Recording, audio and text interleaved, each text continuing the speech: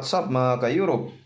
Ang ulam po natin sa gabing ito ay ampalaya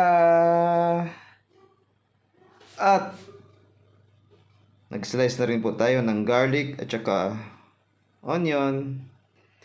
At syempre hindi makakalimutan ang kamatis galing sa harden ni Lola Basyang. Instead po na lalagyan po natin siya ng itlog, ito po ang nilagay ko kasi medyo allergic sa itlog, kaya ito na lang po ang ating isasahog. Ayan po, karning baboy. At ayan na po mga ka-Europe, at nag-init na po tayo ng kawali. Lalagay po tayo ng konting mantika mga lods. Ayan po mga ka-Europe. At siya nga pala mga lods, at nagluto din tayo, nag-steam tayo ng okra. Ayan po. Nilagay na po natin ng onion mga lods.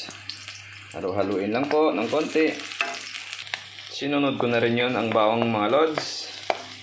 Halu-haluin lang po hanggang magiging golden brown po siya.